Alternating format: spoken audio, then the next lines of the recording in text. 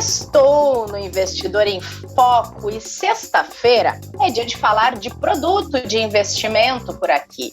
O nosso assunto hoje é a Ibiúna, uma gestora com 11 anos no mercado brasileiro, que está com um fundo sendo lançado e tem outro reaberto aqui no Itaú. E além disso, foi só a gente lançar o nome da Ibiúna nos canais do Itaú Personalité nas redes sociais, que teve muita gente interessada em conhecer um pouco mais. Então, já que vocês pediram, a gente vai falar aqui com o sócio, CIO e gestor da estratégia macro da Ibiúna, Mário Toroz. Mário, seja bem-vindo ao Investidor em Foco. Prazer conversar com você. Oi, Renata. É um prazer também conversar com você e com todos os clientes e investidores do Itaú. Vocês foram sucesso de postagem no Instagram na semana passada, viu? Ah, é? Mário, para a gente começar, queria que você contasse um pouco sobre a Ibiúna, sobre os espaços que a gestora ocupa hoje na indústria de fundos de investimento do Brasil. Legal.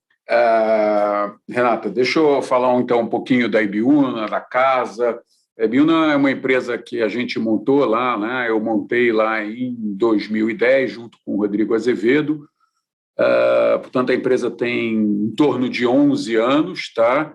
A nossa experiência, tanto minha quanto a do Rodrigo, né, que também é o gestor do fundo multimercado, né, do fundo, dos fundos multimercados, tanto do Ibiúna Red quanto do Ibiúna Red ST, né? Nós tínhamos uma experiência, primeiro no setor privado, ele trabalhando em bancos privados, eu também, depois o Rodrigo foi para o Banco Central, ele foi seu diretor de política monetária do Banco Central, ficou lá de 2004 a 2007, e aí, enfim, ele conseguiu me convencer que eu devia ir para lá para ele poder sair. Então, ele saiu em 2007 e eu fui, na verdade, portanto, assumi a diretoria de política monetária do Banco Central e eu fiquei também por volta de 3 anos lá. Quando eu saio, cumpro minha quarentena e em 2010 nós juntos, já nos conhecíamos antes até do mercado, ele estava trabalhando numa gestora de recursos, quando eu saí, fiz a minha quarentena, nós decidimos montar a Ibiúna. Hoje, né, passados aí 11 anos, né, a Ibiúna hoje é uma das maiores gestoras independentes de recursos do Brasil, né? Só para falar, porque não sei, independente é quando você não está ligado a um grande conglomerado ou a um grande banco, né? Às vezes a gente fala independente, todo mundo entende. A gente não está ligado, a gente é uma empresa, é nossa empresa, não é? Como gestor independente, nós somos uma das maiores aí do Brasil. Temos mais de 22 bilhões de reais sob gestão, né? E divididos em 3 produtos, né? O principal produto da casa são exatamente os fundos macro, os fundos multimercados que eu e o Rodrigo fazemos a gestão. Nós temos desses 22,5 mais ou menos bilhões que nós temos sob gestão, quase 20 bilhões vêm exatamente dos fundos macro, né? Temos aí ainda também um outro produto que são os fundos de equities, outra área, né, de segmento, onde a gente tem mais ou menos 2,3 ou 2,4 bilhões, foi uma área montada em 2012, está sob a gestão dessa época do André Leon, pouco depois da gente ter começado os fundos macro, né? E agora a gente, que é o nosso filho novo, nosso novo filho que nasceu há 1 ano, né, que são os fundos de crédito. A gente acredita que há um grande espaço para a área de crédito. O fundo começou tem mais ou menos 1 ano, né? Trouxemos também uma equipe comandada pela Vivian e pelo Eduardo Alhadef para gerir a área de crédito. Começou tem 1 ano, né? Fez a primeira janela, que a gente chama de 1 ano agora. O fundo tem mais ou menos 400 milhões, a estratégia como um todo tem mais ou menos 400 milhões sob gestão, e a gente acredita que também tem um caminho grande para crescer aí na área de crédito. Então, um sumário da Ibiúna, mais ou menos isso é onde nós estamos hoje. Muito bom. A gente fala bastante, Mário, aqui no podcast dessa tendência ESG, que já é realidade para muita gestora, para muita instituição, e vocês usam de critérios ESG no processo de investimento, também na seleção de ativos, e vi que vocês têm parcerias com algumas ONGs. Queria que você falasse um pouco desse pilar dentro da gestora, dessa frente ESG, e como se dão também essas parcerias. Legal. É legal você tocar nisso, Renata, porque isso é o que eu costumo dizer. Quem olhar lá no site da Ibiúna, aliás, eu recomendo dar uma olhada, porque o site está muito legal. Né? Eu já fiz meu dever de casa. Então, tem alguns filmezinhos que a gente faz sobre isso. E uma das coisas importantes é essa questão toda, né? Toda a questão do ESG, que hoje, né, virou o ESG, né? É uma questão que está presente, acho que desde o início da Ibiúna, e hoje eu costumo dizer que isso está no DNA da casa. A casa é assim, né? Quer dizer, a gente sempre acreditou, e aí vamos falar, né? Eu acho que aqui o ESG tem várias dimensões, né? Vamos colocar na dimensão seleção de ativos, vamos dizer assim. Uhum. A gente está absolutamente convicto, né, que hoje, no passado e hoje, e cada vez mais, quer dizer, os critérios, seja de governança, seja de participação social, seja da questão de como gerenciar o meio ambiente, a questão do meio ambiente, é um determinante, um componente imprescindível e absolutamente necessário na análise para fazer o valor, avaliar o preço de uma ação ou de um crédito, enfim, de uma companhia. Né? E acho que nós temos aqui no Brasil, acho que a gente não precisa nem ir muito longe, tem exemplos de companhias no Brasil em que questões de governança e questões de gestão do meio ambiente, eu cito aí as duas maiores empresas da Bolsa, a Petrobras e a Vale, são empresas que estão ou estiveram sob o escrutínio desses aspectos de forma bastante clara aí nos últimos anos, né? Quer dizer, a Vale com a questão do meio ambiente, a Petrobras com a questão toda de governança que volta e meia nos toca. Então, portanto, assim, avaliar uma empresa hoje em dia sem ter esses critérios, para a gente, assim, não dá nem para pensar, né? Faz parte, já como eu disse, do DNA da empresa. Nesse sentido, quer dizer, a gente tem uma empresa, quer dizer, que nos ajuda nisso, quer dizer, nós contratamos uma consultoria, principalmente em aspectos mais técnicos, porque tem muita coisa, a avaliação de governança é uma coisa, né? Você conhece as pessoas, faz uma análise, mas há coisas mais técnicas, até, né, mais de engenharia, etc., e tem riscos envolvidos, e a gente tem, nesse sentido, uma empresa que faz esse tipo de análise, né, para a gente, para qualquer ação ou crédito que a gente esteja avaliando. Então, essa é a dimensão seleção de ativos. Né?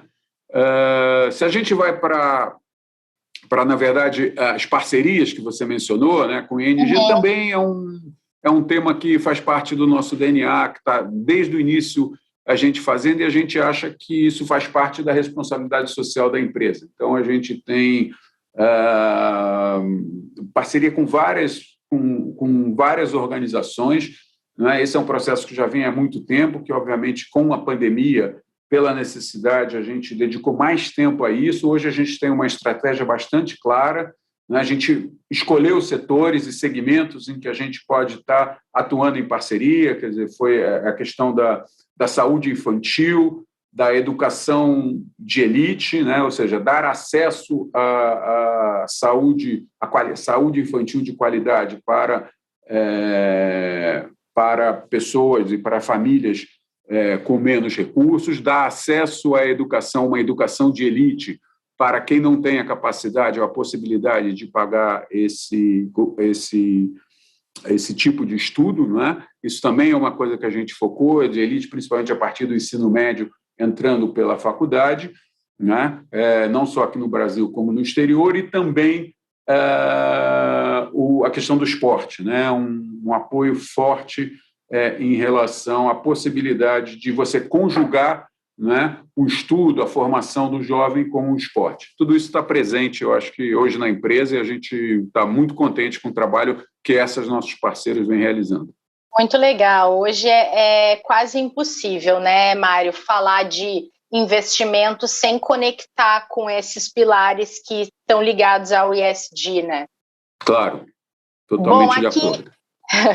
Bom, aqui no Itaú, a gente está lançando um fundo multimercado, que é o Ibiúna Hedge STR Multimercado Seleção, e reabrindo o Ibiúna Hedge Seleção Multimercado.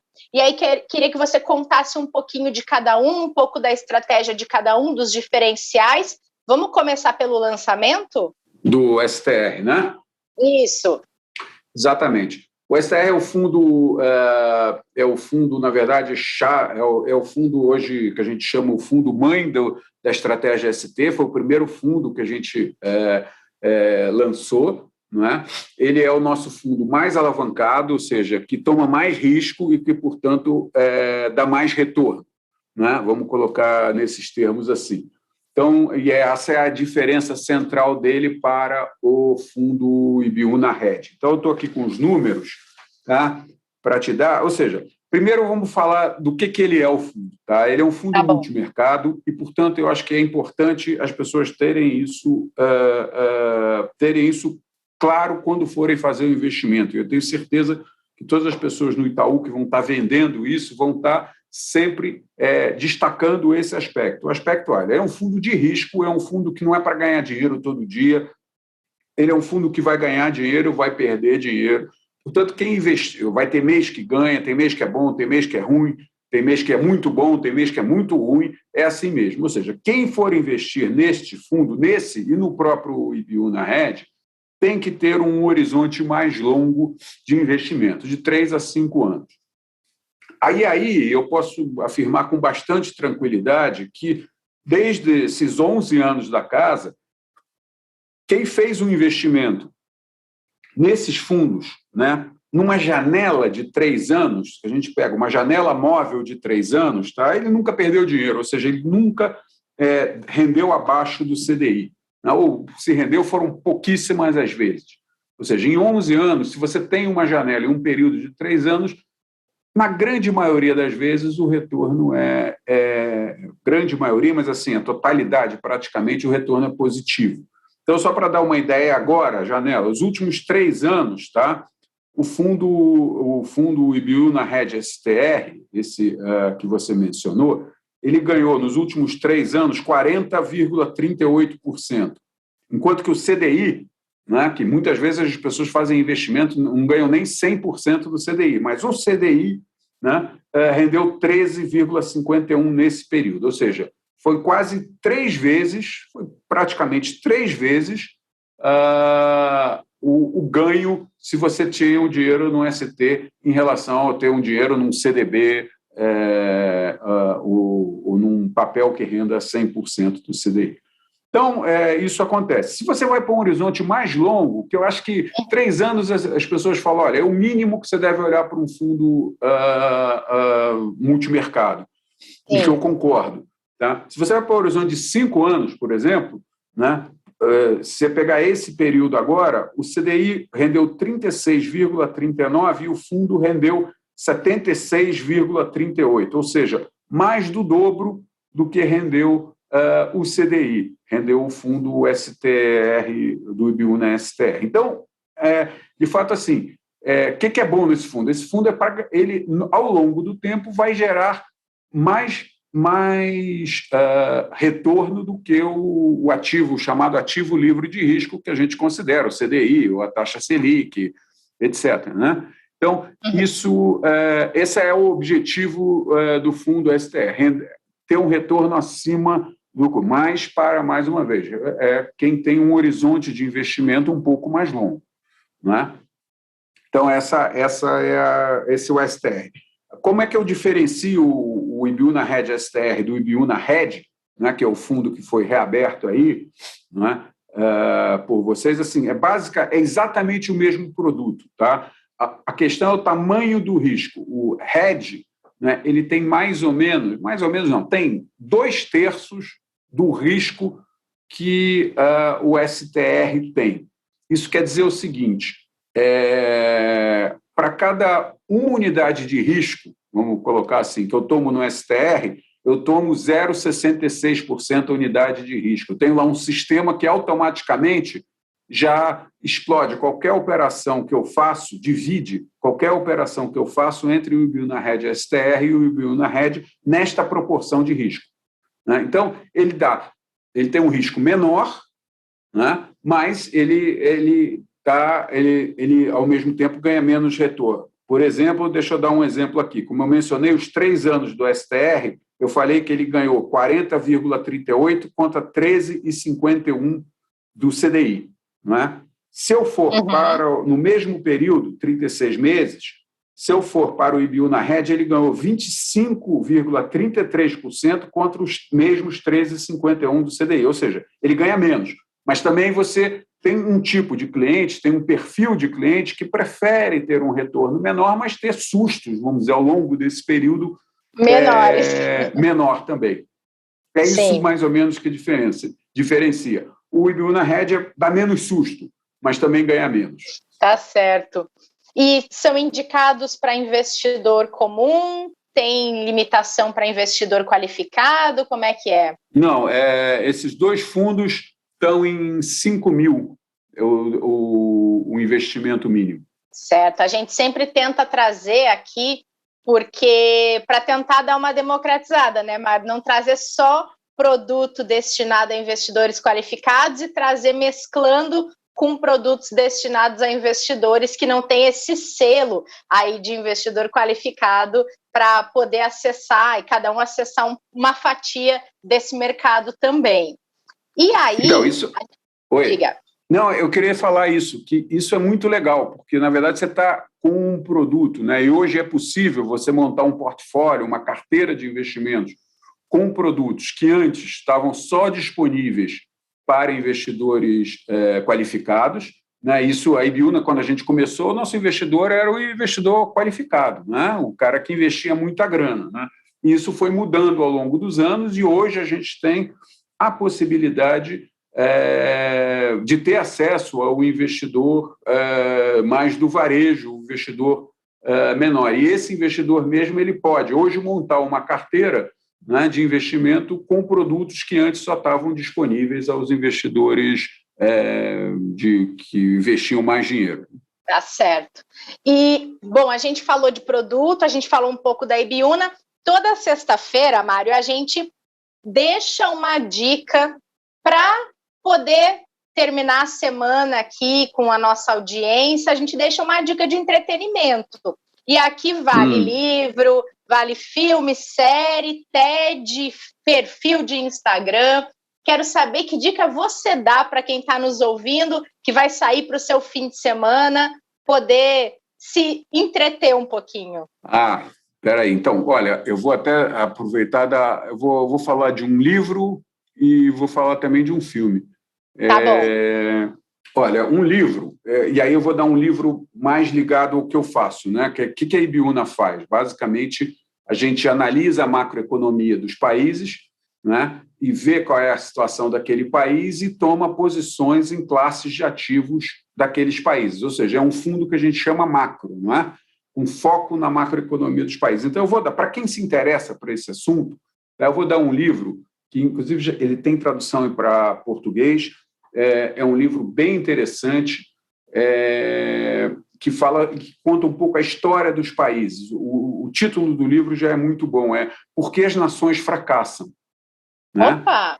Uhum. E é uma explicação, são de dois, na verdade, um é economista, um é cientista político, o Darren Acemoglu, que é um economista americano, turco-americano, que mora nos Estados Unidos, e James Robson, que é um cientista político. E eles, na verdade, contam, né, várias histórias. Eles têm uma teoria de por que nações dão certo e outras nações não dão certo. Né? E ele, né, desenvolve essa teoria de por que eles acham isso e vão, ao longo do livro, contando vários exemplos de vários casos de nações que não deram certo, que fizeram de errado, e, no fundo, ele acha, em muitos casos, na maioria dos casos, ele acha uma linha comum entre as razões que fazem com que as nações não deem certo, né? Não deem certo, não consigam ser inclusivas, não é? O conceito de dar certo para ele é principalmente você ter crescimento e esse crescimento ser apropriado pela população de uma forma mais geral, por todo mundo. Que bacana! Ou seja, você não consegue ser inclusivo nessa... Então, esse é um livro que quem se interessar pelo assunto, eu acho um livro de história, não é um livro complexo, ele conta casos que são engraçadíssimos de vários países. Eu realmente recomendo. Boa dica. Não li esse livro, vou colocar aqui na minha lista, mas o assunto já achei ótimo. E você queria falar de um filme?